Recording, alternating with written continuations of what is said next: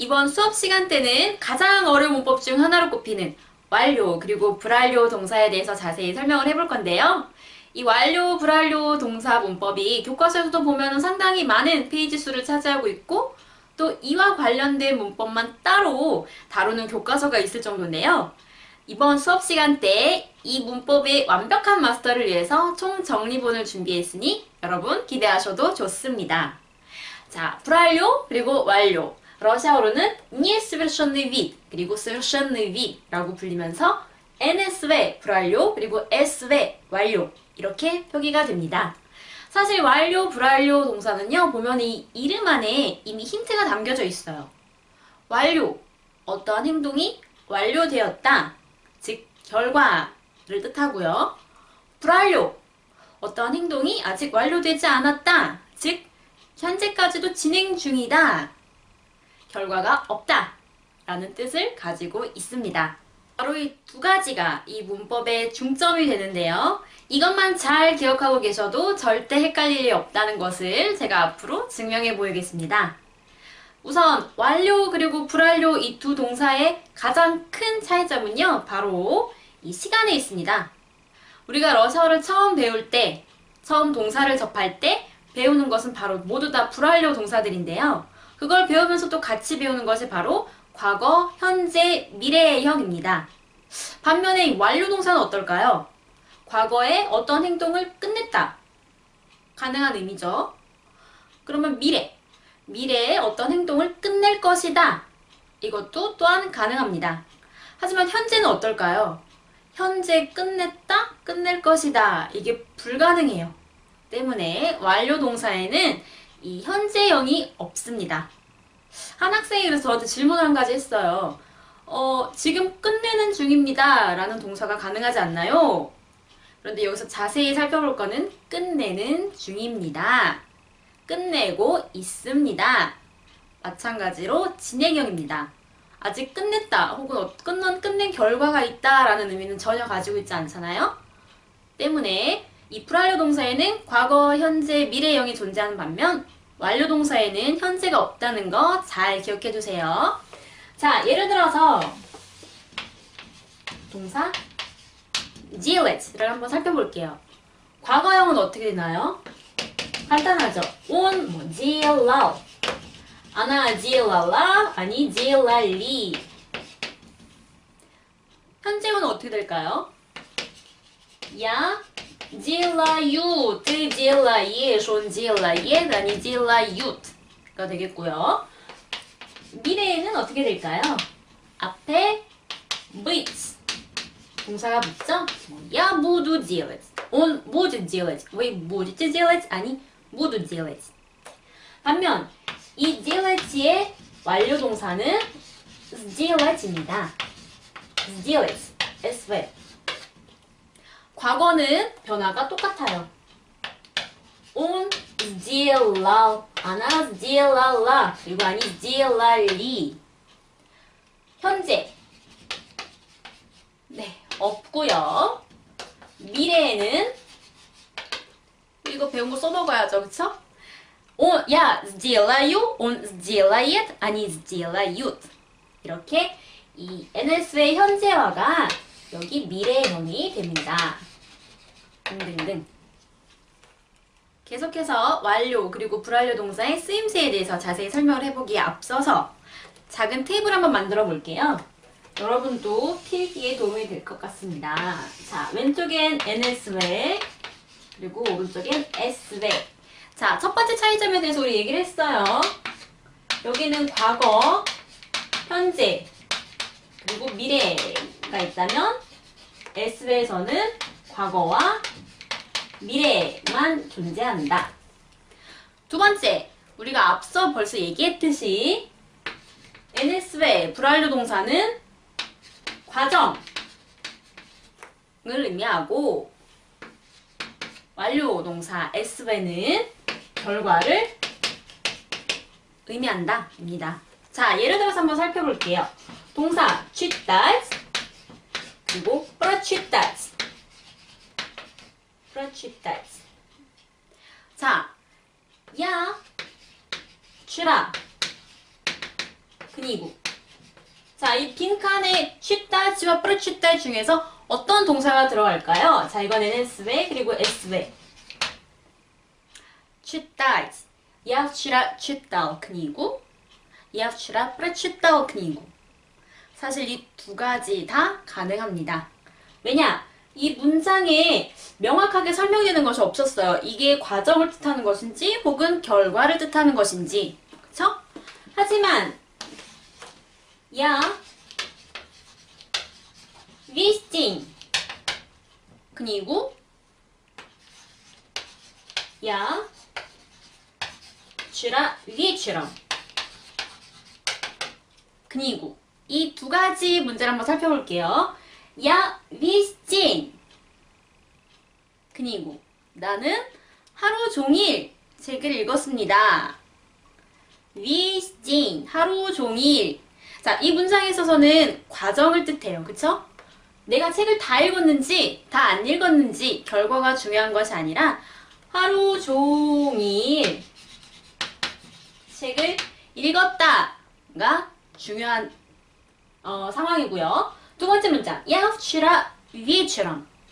이 문장 같은 경우에는 시간이 명확하게 표시가 되어 있어요. 치라 위처럼. 어제 저녁에.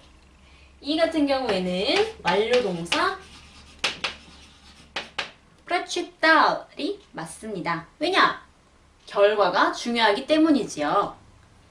Я весь день читал книгу. Я вчера вечером прочитал книгу. 앞서 나왔던 단어 весь день 말고도 이 NS의 과정을 뜻하는 단어의 힌트로는 자, весь день 말고도 целый день 혹은 뭐 целый час, целую неделю 혹은 еще час 혹은 долго 라는 단어가 있습니다. 반면 이 s의 완료를 뜻하는 힌트로는 바로 문장 안에 어떤 행동에 대한 시작 혹은 끝이 명확하게 나타나 있을 때 완료를 사용하시면 됩니다. 자, 여기서 한 가지 작은 팁을 드리자면은 시작을 뜻하는 의미의 접두사로는 자 그리고 오가 있습니다. 늘 그렇다는 건 아니에요. 대부분 이러한 상황이 이루어진다라는 것만 기억을 해주세요. 자, 세 번째 상황은 앞서 말했던 거에서 자연스럽게 연결이 되는데요. 자, 예를 들어서 그는 책을 얼마나 오랫동안 얼마나 읽었습니까? 라는 질문을 러시아로 어떻게 하면 될까요? 네, 일단 앞에 질문 сколько 혹은 как долго 가 붙고요. 이 뒤에 자 읽었습니까? читать NS의 чита지가 맞을까요? 아니면 S의 прочита지가 맞을까요? 네, 바로 чита지가 맞습니다. читал 이렇게 사용해야 되겠죠? как долго он читал книгу? 이 문장 같은 경우에는 질문을 하는 사람이 알고자 하는 것이 그가 다 읽었는지 다 안 읽었는지가 아니라 그 과정을 궁금해하기 때문에 물어보는 게 되겠죠? как долго он читал? 그럼 대답도 마찬가지로 뭐 он читал книгу долго 혹은 весь день еще час 안 맞는구나. целый день 등등이 있습니다. 그러면 이제 완료의 의미를 가지고 있는 질문으로서 그는 얼마 만에 책을 다 읽었습니까? 라는 질문은 앞에 za가 붙어야 됩니다. За сколько? За сколько он прочитал книгу? За сколько он прочитал книгу? 그는 얼마 만에 책을 다 읽었습니까? 그럼 대답 또한 он прочитал книгу за 5 часов. Он прочитал книгу за неделю. 자, 이 за сколько에 대한 자세한 설명은 나중에 설명을 드리기로 하고요. 자, 계속해서 테이블을 한번 작성해 볼게요. сколько 혹은 как долго S외에는 за сколько 가 해당이 됩니다. 자, 다음 쓰임새 설명도 마찬가지로 예를 통해서 한번 살펴볼게요. Я каждый день. 뒤에 자 마찬가지로 계속해서 똑같은 동사 читать,와 прочитать 살펴볼게요. 자 앞에서 말했듯이 читать,는 NSV 불완료 동사, прочитать,는 SV 완료 동사입니다. Я каждый день. 나는 매일매일 책을 읽습니다. 자, 둘 중에 어떤 게 맞을까요? читать,가 맞습니다. Я каждый день читаю 그리고 저는 매일매일 책을 읽습니다. 이 문장에서도 마찬가지로 결과를 중요시하는 것이 아니라 이 과정을 좀 더 중요시 여기는 거기 때문에 читать,가 와야 돼요. 때문에 자, 네 번째 쓰임새로는 반복되는 어떤 행동. каждый день 말고도 힌트가 되는 단어로는요. 자, каждый день. 이거 비슷한 단어들 있죠? часто, всегда, 뭐 один раз в день, два раза в неделю. 혹은 자, 이거 중요해요. никогда.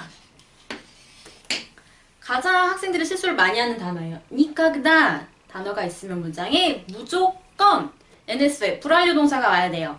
никогда 절대 안 한다 이런 의미가 있어서 흔히들 한 번도 안 하는 거기 때문에 완료 동사가 와야 된다라고 착각을 하는데 아닙니다. никогда 옛날부터 지금까지 한 번도 한 적이 없다 때문에 NSV 불완료 동사를 사용하셔야 합니다. 자, 그럼 이 완료 동사에서는 여기가 반복이라면 완료 동사는 한 번만 어떠한 동사가 반복된다라는 게 중요한 게 아니라 지금 이 순간 혹은 그때 그 순간 한 번의 의미를 가지고 있는데요. 예를 들어서 Я наконец прочитал книгу. 난 드디어 책을 다 읽었습니다. 자, 한 가지 팁을 더 드릴게요. наконец라는 단어는 вводное слово이기 때문에 양쪽에 코마를 적으셔야 합니다. Я наконец прочитал книгу. 나는 드디어 책을 다 읽었습니다. 라는 의미가 담겨 있죠. 자, 힌트 단어로 наконец 말고도 뭐 сразу